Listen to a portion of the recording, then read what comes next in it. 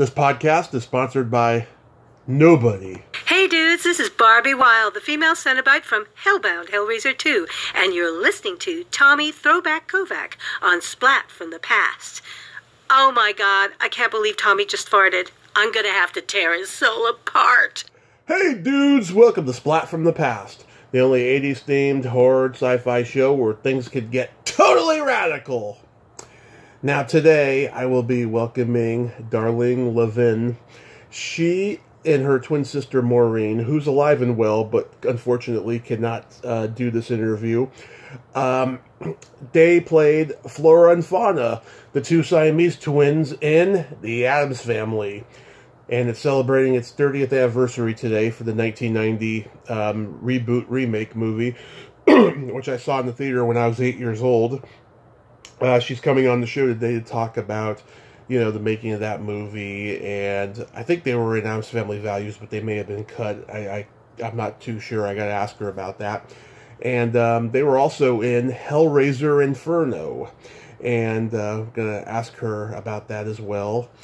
We have a couple mutual friends. Going to ask about knowing them, and it's going to be a great conversation. She was very appreciative in Facebook Messenger. She told me that I made her day, and that felt so good. It made me feel so warm and fuzzy inside. It's going to be an honor to talk to her today. The Amor twins.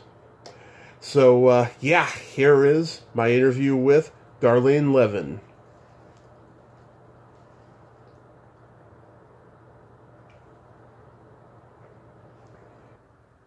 Hello? Hey, Darlene, welcome to the show. How are you today? Oh, great. How are you? I am spectacular because I get to talk to at least one half of the Amor twins. Oh, thank you so much. I'm so pleased that you want to talk to me. Oh, thank you so much. Yes, this is a great honor. Thank you for taking the time today. So, going back in time, did you and your sister Maureen gravitate toward acting early on in your childhoods? Yes, we grew up in North Hollywood, which is, of course, adjacent to Los Angeles, Hollywood, San Fernando Valley. Right. And we studied, as pre-teenagers, we studied with James Best. Oh, yeah. Yeah, and who years later Was Sheriff Coltrane. Yes, and it was kind of incredible. We were about 13, and we were in his children's acting class in North Hollywood. And I don't know why, but somehow I think the adult actors in the class wanted to do scenes with younger people. Mm-hmm. So we were asked to be in the adult class with one other actor. There were three of us. Mm-hmm. And in this class, not every week, but coming in and out were Burt Reynolds, who was on Gunsmoke, and right. Glenn Corbett, and Glenn Campbell, in fact, and all different people that were really working all the time. So occasionally we would do scenes with these people. So it was quite an interesting introduction into the biz. Yeah, it sure sounds like it. What was James Best like?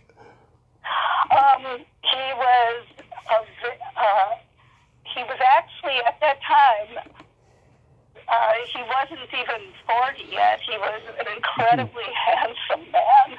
and Ralston, very handsome, and a really good teacher, ahead of his time, obsessed with camera angle. He sometimes had a little camera. He was obsessed with technical things as well as acting. Right. And he was really just phenomenal. And later on as adults, a lot of the stuff we had learned as kids came back to us when we Wow, that's amazing. It was quite something. Yeah. Now, you grew up in West Hollywood, but were you... North Hollywood, actually. That's the valley. North Hollywood. Yeah. What was it like growing up in Hollywood? It was really... we grew up... we were teenagers. I don't want to give away my age, but I guess I will. We were teenagers in the 1960s, and we went to... where we lived in the San Fernando Valley, that was a place at the time where, like, you could be shopping in a grocery store and Dick Van Dyke was shopping too. And, you know, you always saw people, and there were a lot of my parents, a lot of my friends' parents worked in the industry, and all kinds of facets in the industry living in our neighborhood. Mm-hmm. And my parents were not in show business at all. And so since there were so many industry folks, I remember Lee Dog Night played at my high school. I think Sonny and Cher entertained at the homecoming game. Wow. It was that kind of an experience, and this was a public high school. So I think it was an unusual but fun place to grow up. Yeah, wow. Yeah, I mean, back then it was a smaller community. There was no internet. Everyone knew each other, all the musicians and actors. Wow. That's phenomenal. Yeah. So after you and your sister graduated high school, did you just do theater for many years before the movies came? We graduated high school and we went to California State University Northridge, which is CSUN now. Yeah. And majored in theater. But while we were still in college, we managed to get a commercial agent and started auditioning. And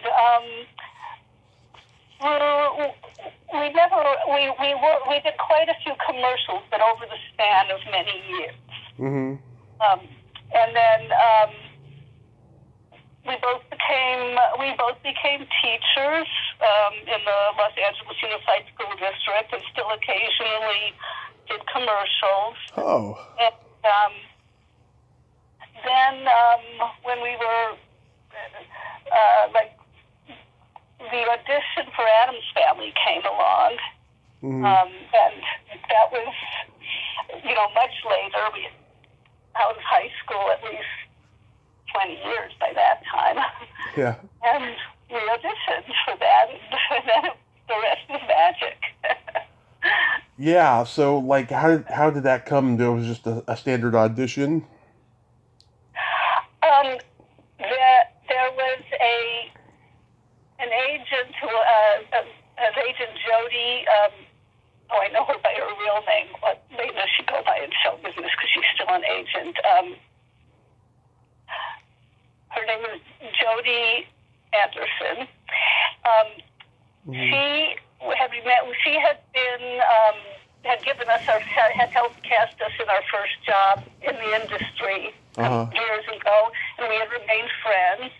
And she wasn't our commercial agent at the time, but she was a theatrical agent, and she heard about this audition, and she got us in to audition for that. And so we went to the casting director. We were given the script, and we went to, I think I told you already the other day when we were talking that we had taken some stand-up comedy classes with an old school comedian, Stanley Myron Handelman. Mm-hmm. And do you remember who he is? I've heard his name, yeah. Yeah, he's like a real old school comedian. Even when we studied with him, he was considered old-fashioned at the time, but he was a comic genius. and he helped us audition for this, and he stressed that we couldn't just be cute twins. We had to really have a strong relationship and a background and really be real people when we went in there for the audition. And we were super prepared, and we had a feeling about it. It was the first and only time that we really felt that we had this. It was like magic. We felt we had this part. Even after we went to the casting director, and then we had to audition again for Scott Rudin and Barry Sonnenfeld. And we just kind of knew. We just kind of knew. So I guess it was a combination of hard work and luck. Yeah. So that's how it happened.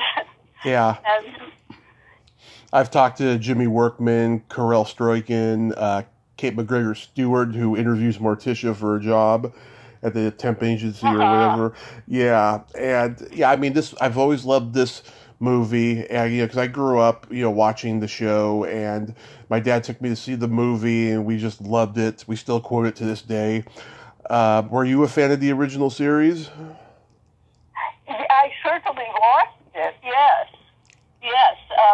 But I wasn't addicted to it, but I definitely am familiar with it. Yes. Yeah. But the movie is so different. Yeah, I love it though. It's got that Tim Burton feel to it, with the dark humor. Yes. Yeah. It was quite an experience. It was overwhelming, but it was fabulous. Yeah, how was the Siamese conjunction executed? Like, you both were tied together. Oh my gosh.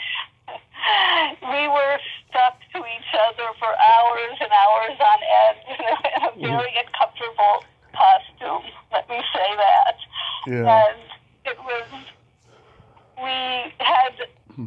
kind of a little bit embarrassing because there were major stars, of course, on the set, and yet my sister Maureen and I had to be given a lot of attention with attendants and so on to help us sit down, stand up, etc. So it was a little difficult. And you get to know another person very well when you're stuck like that all day.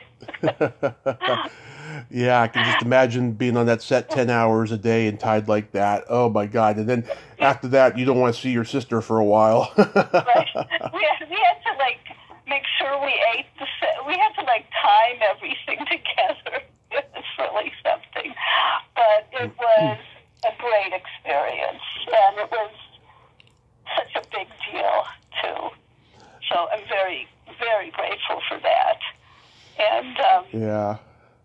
I just remember being in the theater and just everyone erupted in laughter when Morticia said, "How can I compete? You're twice the woman I am." Yes.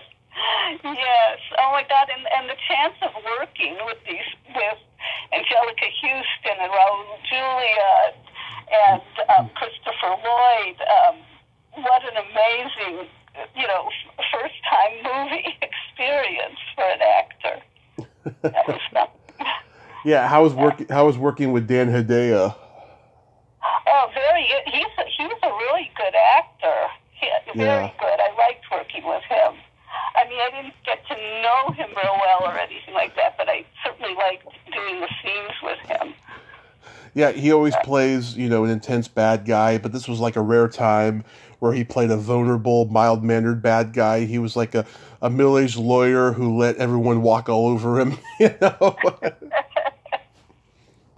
Yeah. So he's a very intense actor, really, really good. I love doing those scenes with him. Yeah, I love your sister's getting this as she says, "Hello, Tully." Was that my sister? Okay. I think it was her, yeah. Because she was Flora and you were Fauna, right? Yeah, I was Fauna, yes. And yeah, you're right, she said that. I haven't seen the movie in a while. Yes. I have a millennial daughter who loves that movie, and she's so proud of us for her aunt and her mom to be in that, because a lot of her friends, that movie Oh, yeah, like a love-struck schoolgirl. Yeah.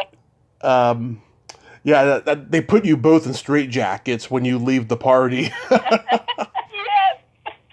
Yeah, that was filmed, I think, if I remember right, that was like a month later like they had a whole Addams Family movie set in Burbank and the hills there. Yeah. And I remember like it was like we were like stuck together, but it was freezing outside, and trying to get back into our dressing room just to get warm.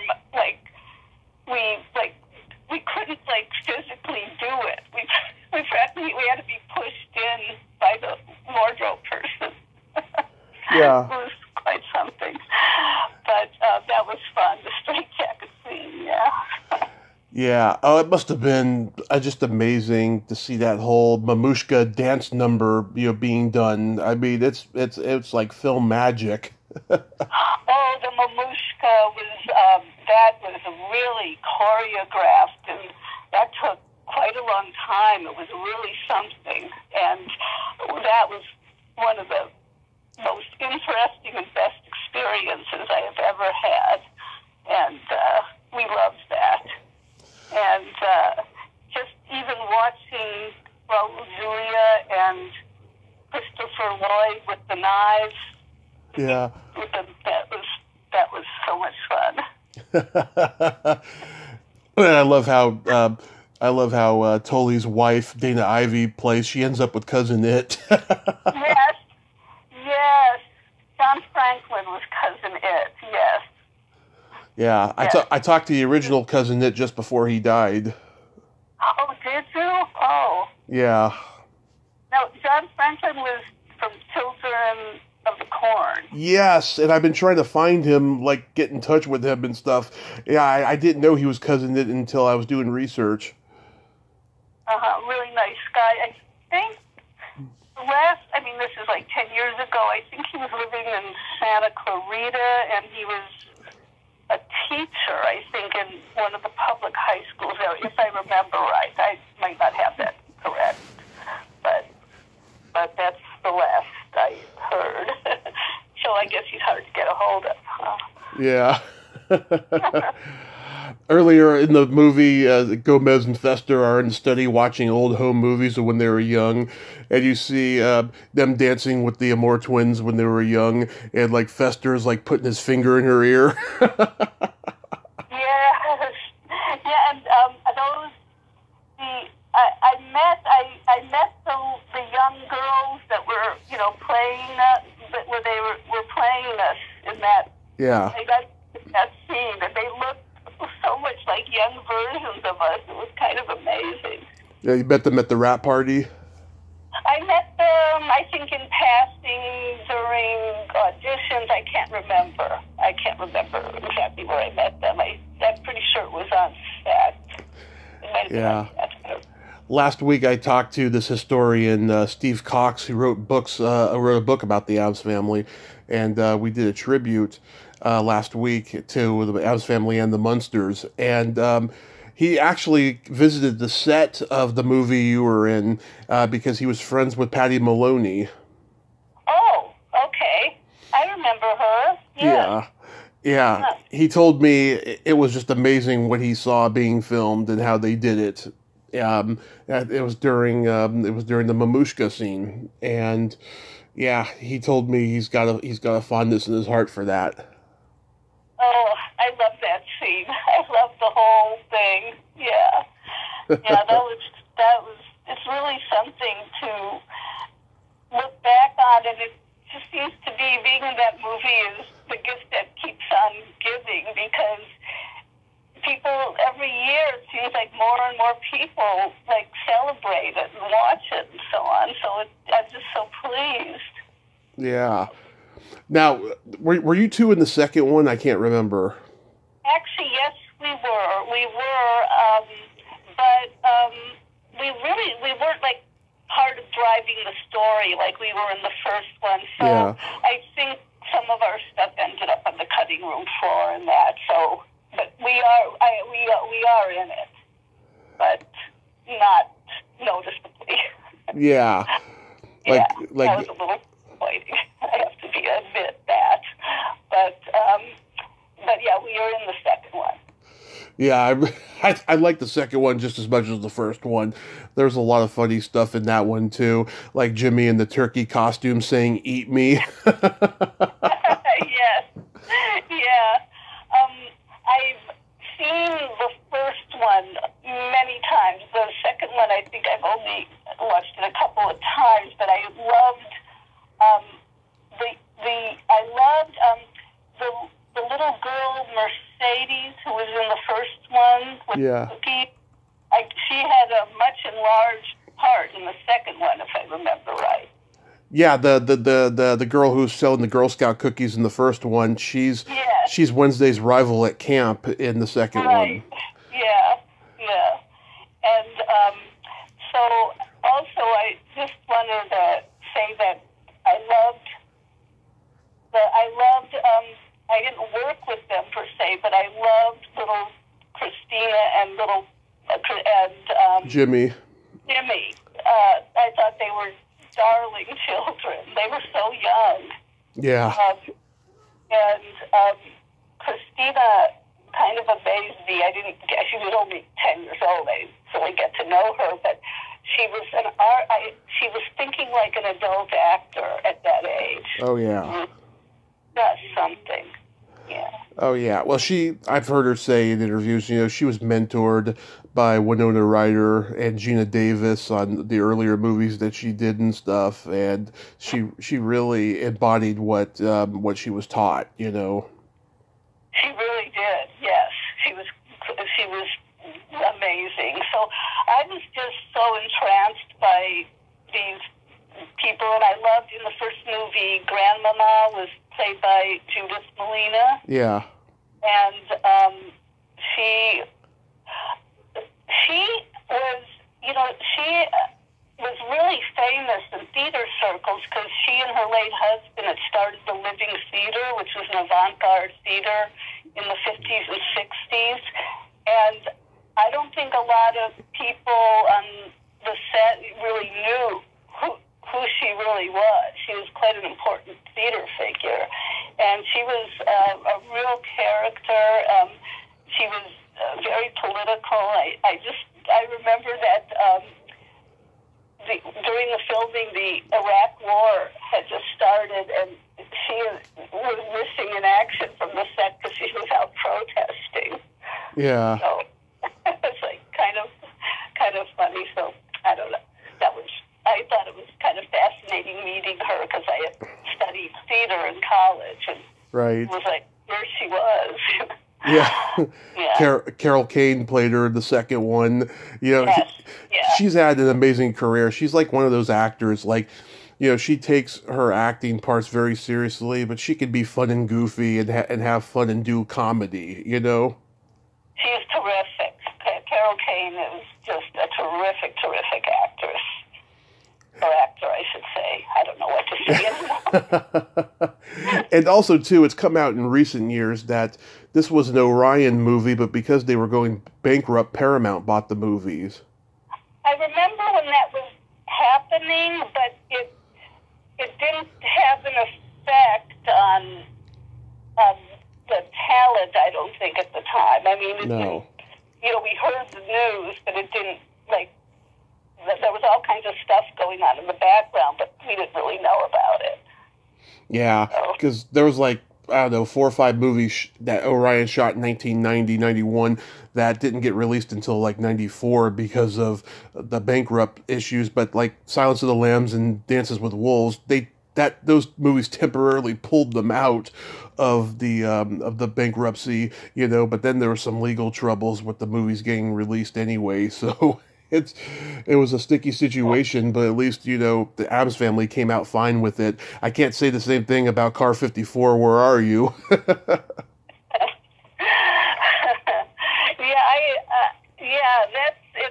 really interesting. I didn't really know any about that. I'll have to look that up. It's very interesting. There needs to be a documentary or a book about Orion, because they were a very interesting movie studio, because they started out small, as a subdivision at Warner Brothers Independent Films, and then they, became independent on their own, and then once they started getting box office hits, they became super successful, and then it crashed at some point. It needs to be documented somehow. Yes, yeah, it really does. I have to read up on this. Maureen and I aren't acting anymore, Mm-hmm. but Maureen just finished writing a neo-noir crime fiction novel, and I've just done I do a lot of oil painting, and I just did the cover for her, and she's working on getting that out, and so we're really excited about that. Oh, that is wonderful. I'm gonna ask you about that, but I wanted to know about Shakespeare's Plan 12 from Outer Space, because I have never seen this.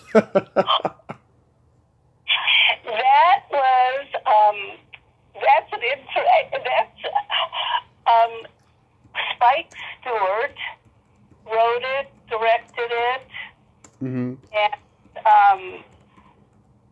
there's quite a cast in that. I get certain movies mixed up. Just a second. Mm-hmm. It's Shakespeare's Plan 9 from Outer. Did you say Shakespeare's Plan? Yeah. What did you say it was? I'm sorry. Shakespeare's Plan 12 from Outer Space. Space. Yeah, that was this very avant-garde film with, if I remember right, it was a real low budget, Mm-hmm. and I did two weird movies for Spike Stewart, and one of them, and I'm getting mixed up, one of them had and even Harry Dean Stanton in it, and the other one didn't have stars in it, so I'm kind of mixed up with which one it was. But it's a very low budget, crazy film, but it's pretty interesting. I don't know if you can get a copy of it. Have you seen it? I have not seen it, but one guest of mine was in it, Bruce Glover. Yes, Bruce Glover was in it. Yes,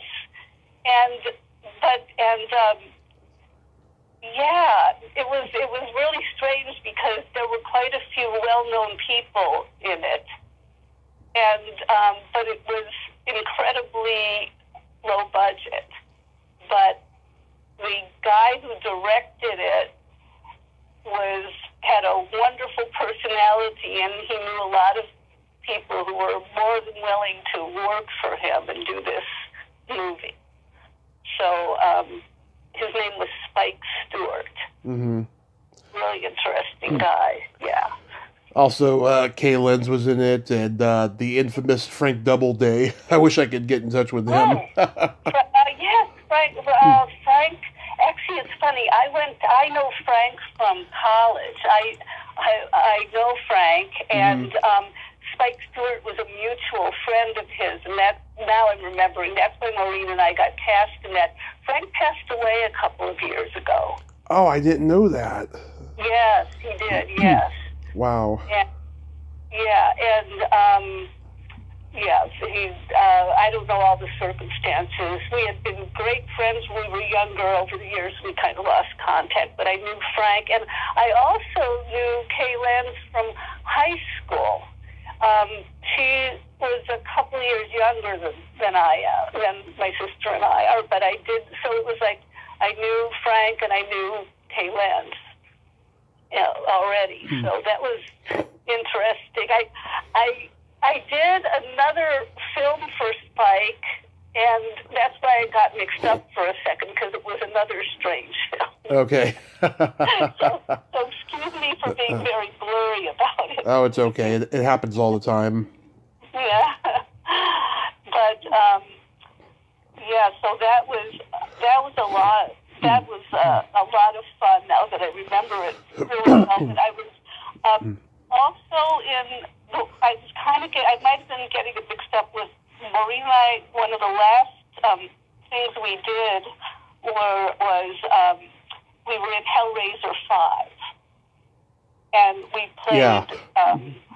I saw that when it first came out on video.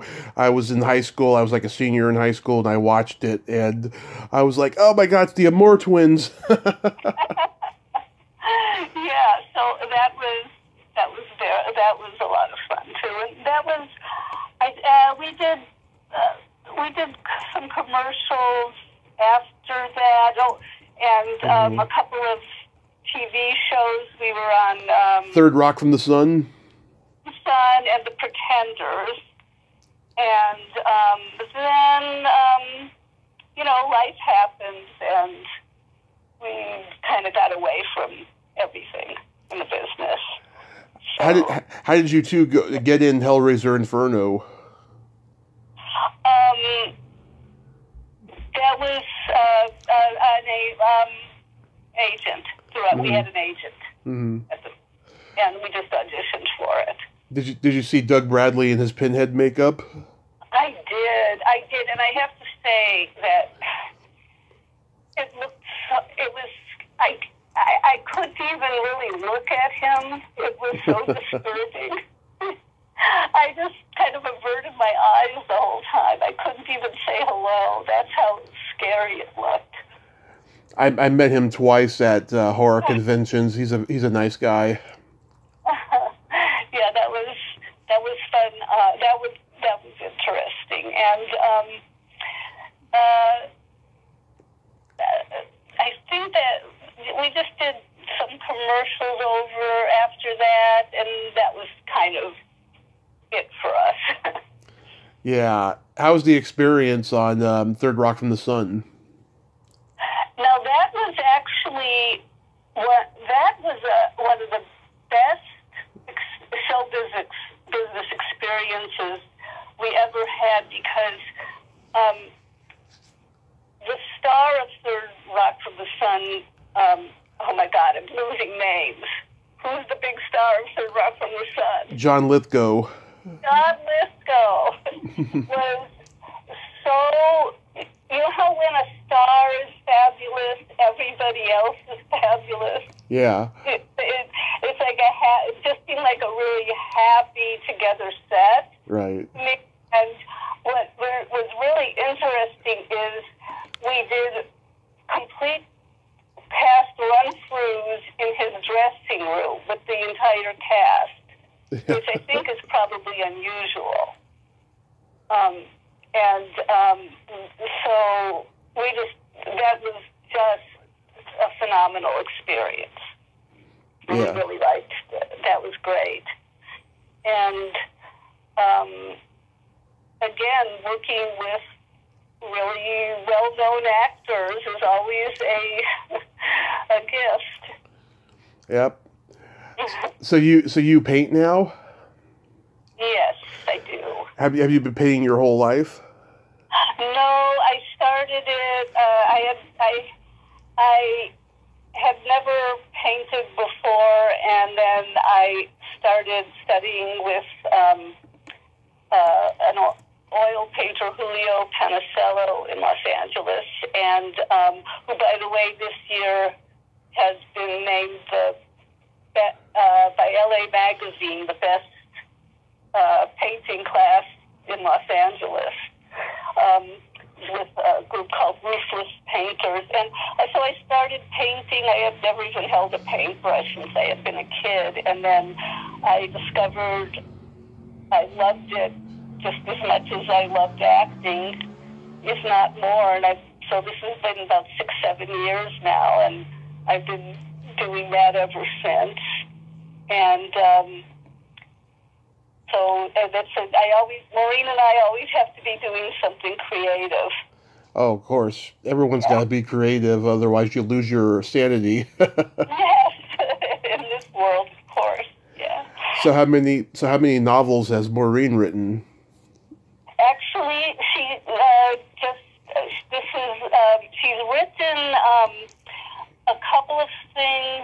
gone into what am I going to say? Some short pieces that were published in some literary journals. She's fairly new to writing, just about 4 or 5 years, and this is actually her first novel that she's writing. Oh.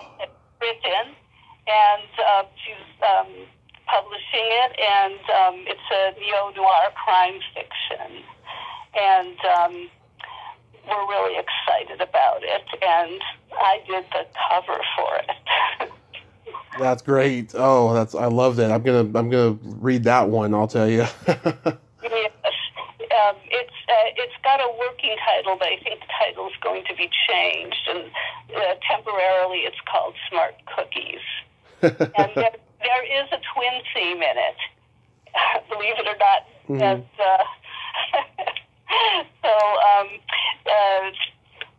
I think she loves writing, crime fiction. That's kind of what she loves to do. Oh, that's awesome. Yeah. I like that. Yeah. So how's COVID gone for you too? Oh, well, let's put it this way. We're lucky we both have our booster shots. Yeah.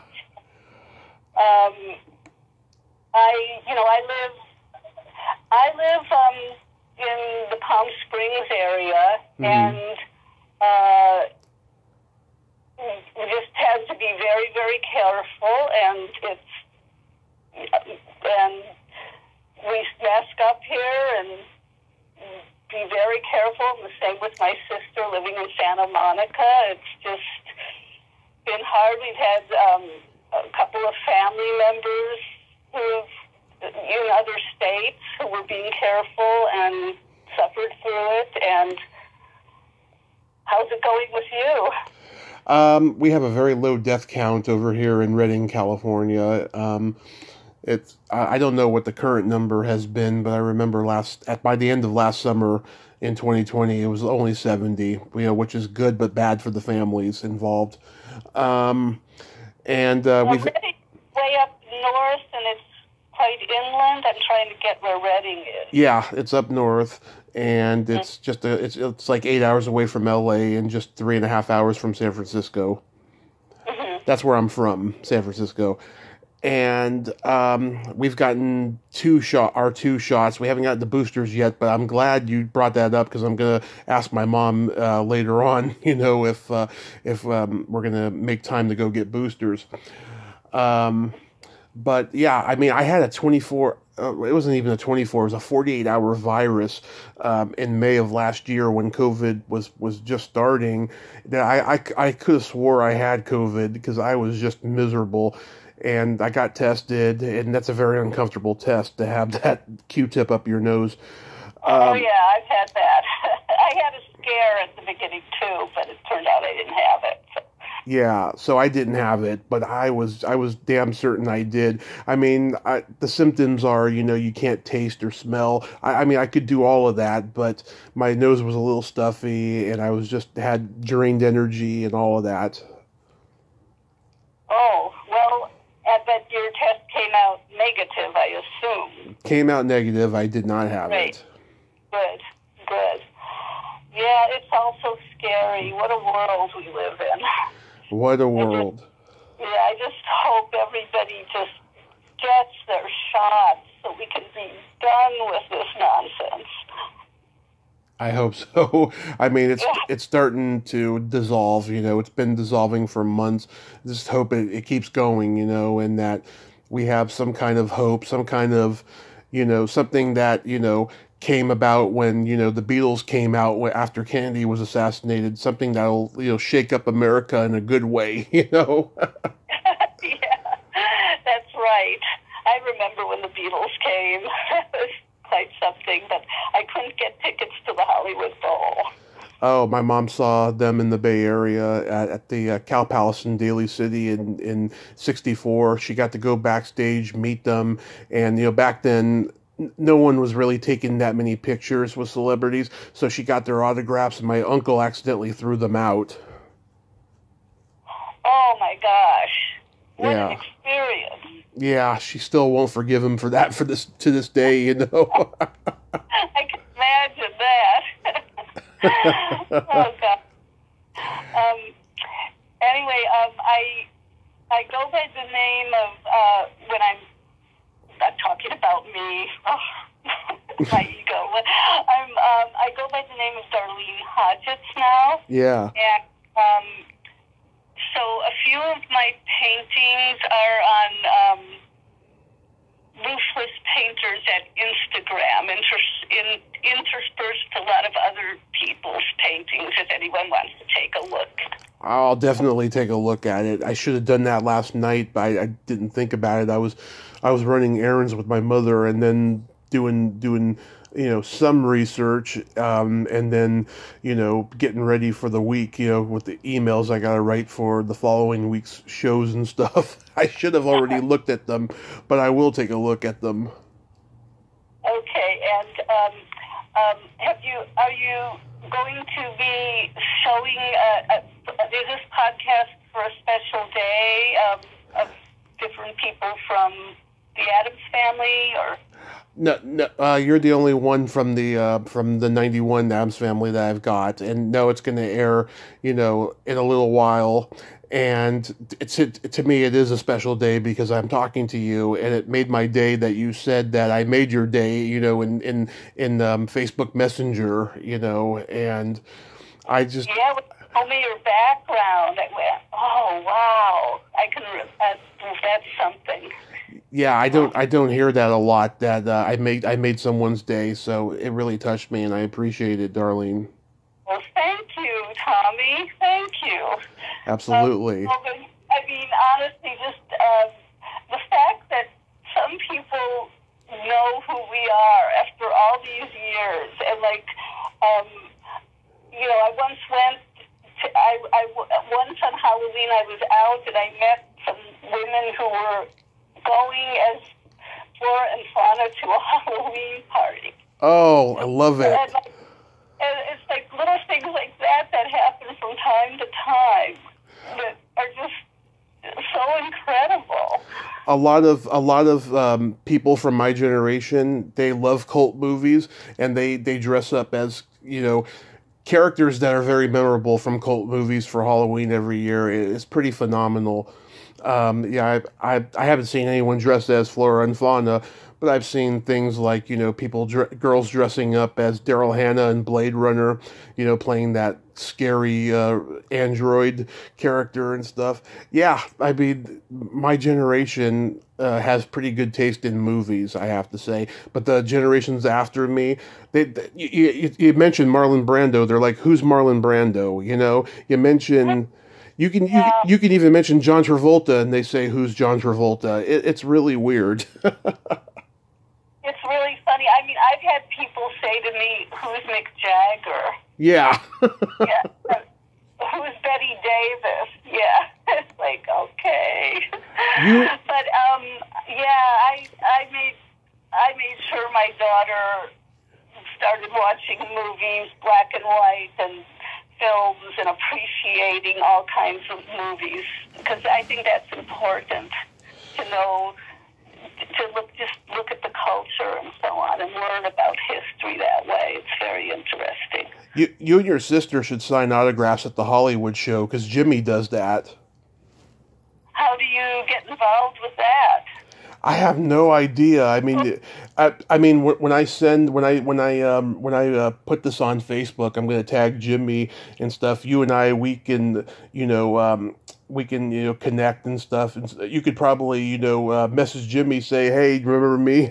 How do you get involved in those autograph signing shows? It's really funny, but about 8 or 9 years ago, my daughter was at a club and Jimmy was there, and she introduced herself, and they became friends, and he called me on the phone, and we had a long conversation. This was about 8 or 9 years ago, so so I was in contact with him, and then it turned out we had some mutual friends socially, so I might even have his email or number somewhere. I don't know. I'll have to check, but it was so funny because I had met him as a kid, and then I talked to him, and he was a full-grown man. So it was kind of funny. Yeah, we have a couple. We have a couple of mutual friends like Phyllis Katz, who. I love Phyllis. Yeah, I love all the early groundlings, right? So I've like reached out to a lot of them and talked to them, and I've become very good friends with a lot of them. Phyllis, you know, she put me in touch with her brother Alan, who's absolutely hilarious. And also, too, I did not notice until I posted yesterday that I was going to be talking to you. You know, Don Jeffrey Nelson? Friend of my sister's. Yeah. Oh, yes, I do know her. Yes. She has been one of my biggest supporters in the last year. We did a podcast on Halloween Day last year, and she was just wonderful. Oh my God, she's got such a bouty sense of humor. Like, I send her dirty jokes all the time, and she laughs at them. And yeah, she said that you and your sister are just wonderful people, and I agree with her.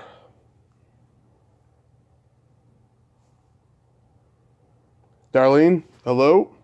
Are you there?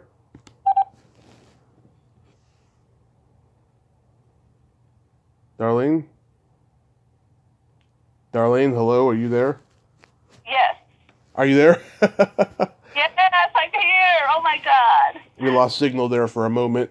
You hear me? Yes, I hear you. Oh, good. Oh, okay.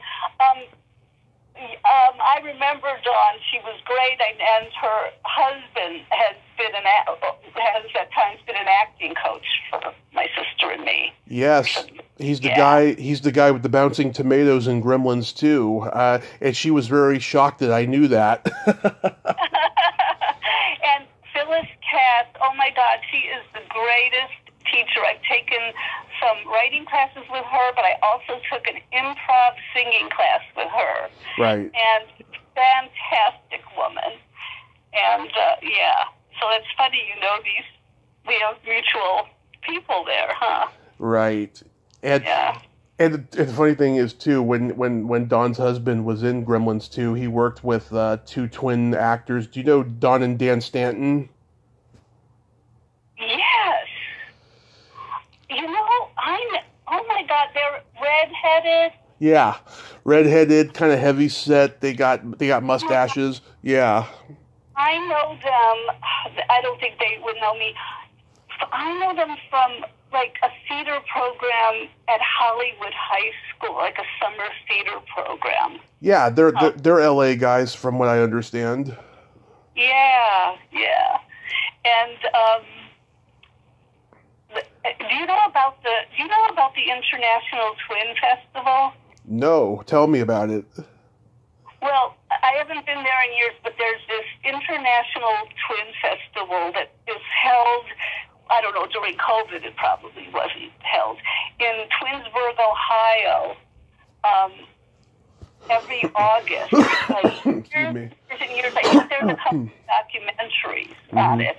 And twins from all over the world go to this thing. And there's like a week of partying and all kinds of stuff. And it's for identical twins, and it's also for fraternal twins. And they want even fraternal twins to dress alike, which makes for some very strange looks. And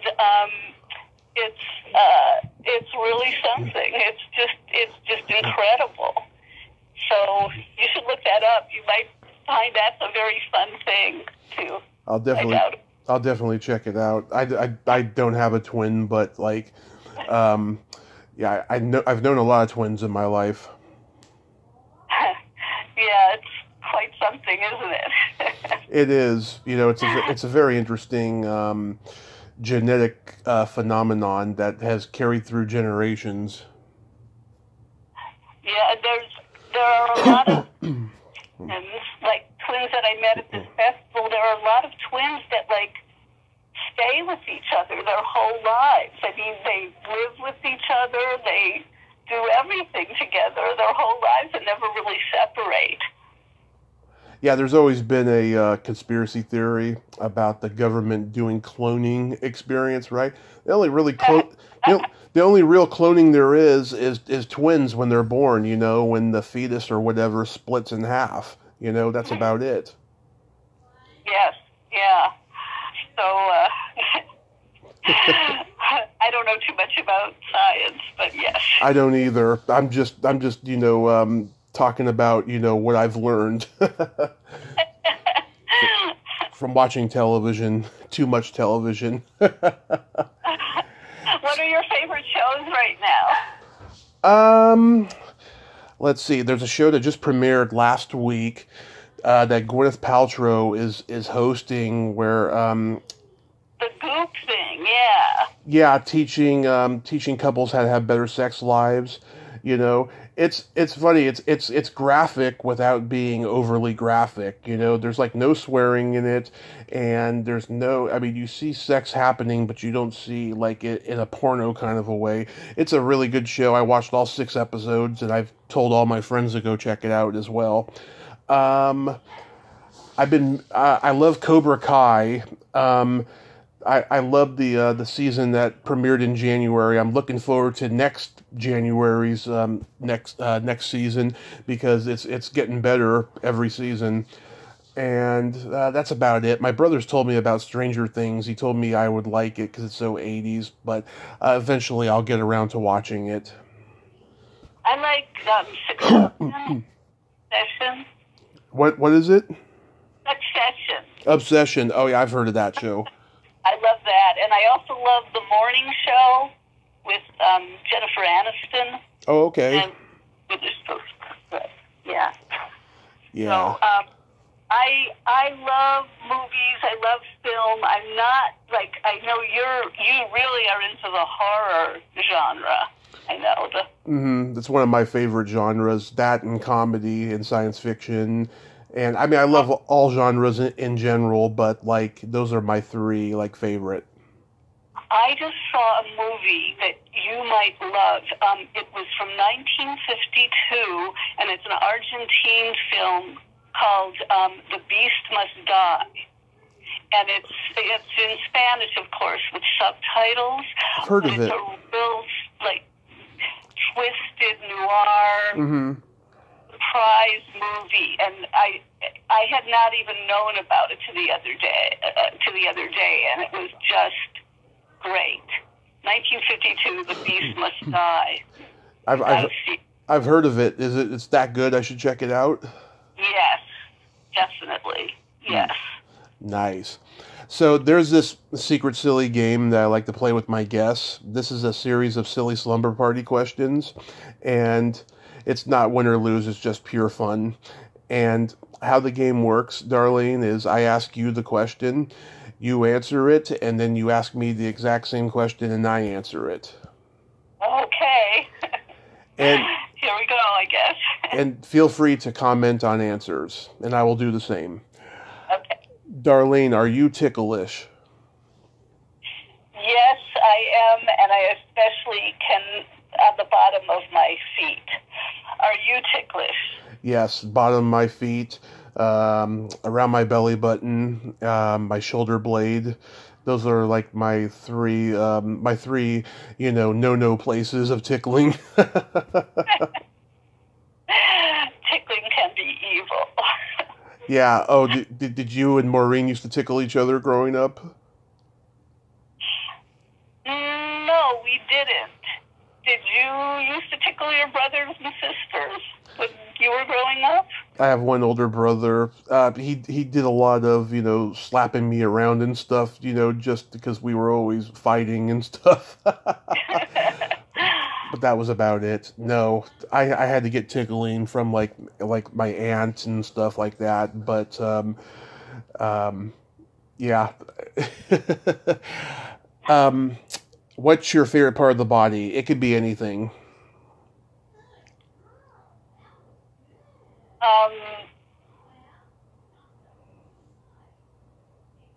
My fingernails. Fingernails. You get them painted all the time, I imagine. Yes, I like doing my fingernails. And what about you? What's your favorite part of the body? The belly button. Oh, really? Yes. Why is that? When I was 6 years old, I had a girlfriend in my first grade class. She was the only girl that was ever good to me, and she had a really cute belly button. And we lost touch after I changed schools, and then we were in junior high together, and she was going through a lot in her life. And then we went to different high schools, and then I tried to reconnect with her during the MySpace days, and she was all messed up on drugs and in a loveless marriage and stuff. And I was always trying to, meet up with her, if she was ever back in California, and maybe have a relationship with her that's a serious one. And it could never come to be. And like, to me, the belly button resonates, that relationship. Like, she's the girl that got away. Oh, so this has quite a history with you. My goodness. Yeah. Wow, that's quite a story. Yes, I'm going to tell it in a book someday. I'm already writing a book about my love of cult films and stuff. It's part memoir and part movie guide. But that's a story that I think needs to be told. Yes, for sure. What color are your toenails painted? Bright pink. I love bright pink. Yeah, I wear a lot of sandals here because this is the desert, so there's a lot here, so I have to keep those toes looking beautiful. They're camera ready at all times. Mine are not painted right now. They were lavender for a couple of weeks, but I took them off. That's really cool. That's cool. Right.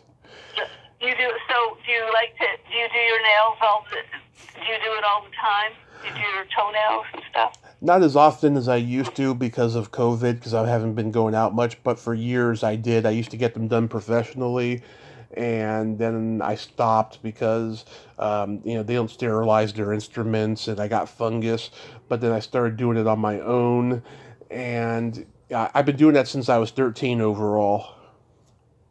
Wow. I get the gel. I just started going back to getting them done professionally, and I use that gel. Mm-hmm. And they last for like 2 months. Nice. So, have another question for me? Oh yes, here's my favorite question. Is there a stinky smell that just makes you gag?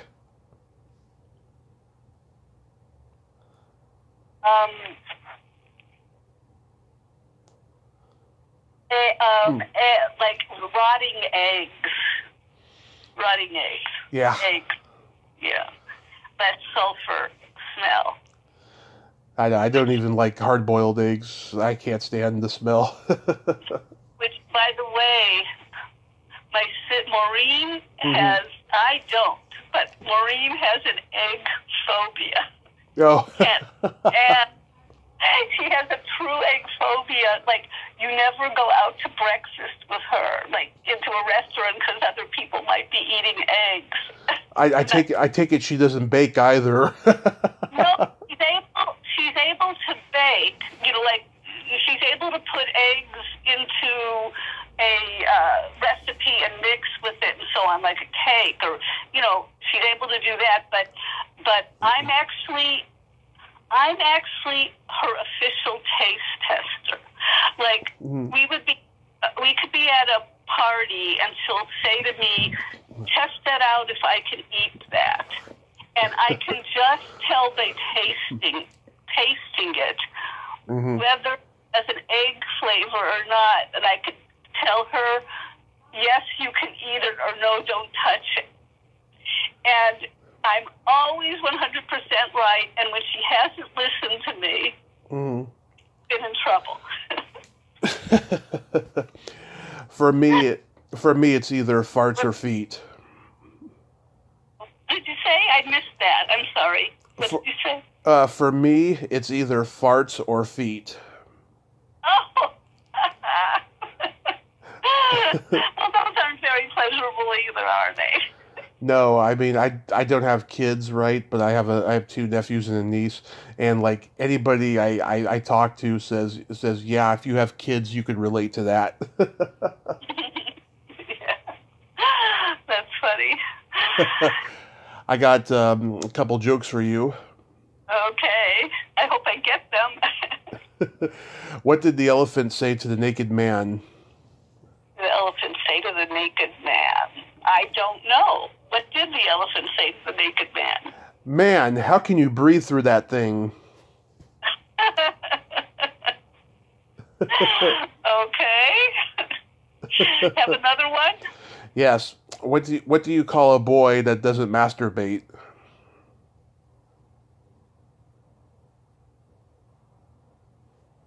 Hung up? I don't know. A liar. Oh. Does this stuff go on your podcast? Oh yeah. I mean, it's funny. I don't do my on-stage jokes on the podcast because of because I don't want people stealing my jokes, right? But like I do public domain jokes, and I know so many public domain jokes. I'm like a reservoir of public domain jokes. Okay. Well, Darlene, I want to thank you so much for coming on today. You are a wonderful lady, and I'm glad I made your day. Yes, you really did make my day, and I'm a little surprised by those last few questions, but okay, I'll go with it. Oh, you're not uncomfortable, are you? No, you're fabulous. Oh, okay. Fabulous. And you're a really interesting man, too, so Oh, I'm going to thank stop you. to a bunch of your podcasts. So I want to thank you for this. Oh, thank you so much, and I hope you have a happy Halloween and all the other holidays. And tell your sister, she missed out on a good time, but I'm glad you and I bonded over this last hour. Okay, thank you, Tommy. Really nice speaking with you, and I hope we talk again. I hope so too. Okay. Have yourself a great day. You too. Bye. Okay. Bye-bye. Well, there you have it. Darlene Levin. Ain't she a sweetheart? Oh, what a great lady. She is double the fun, I have to say. And also, I forgot to mention at the top of the hour, Joanna Cameron passed away last week. I found it yesterday. Lisa Everett's posted it, and I'm just so devastated. She was on my bucket list for 4 years. I was never able to get in touch with Joanna, and I am just so hurt. I've talked to Brian Cutler and Joanna Peng from The Secrets of Isis, but I really wanted Isis herself on here. At least Lisa got to do the interview with her, and they were friends for almost 20 years. So, rest in peace, gorgeous Joanna Cameron, and thank you for entertaining me as a kid, especially with Deadly Dust of The Amazing Spider-Man. Well, until next time, this is Tommy Throwback Kovac saying, there's no shame in living in the past, because the present sucks. Later, dudes.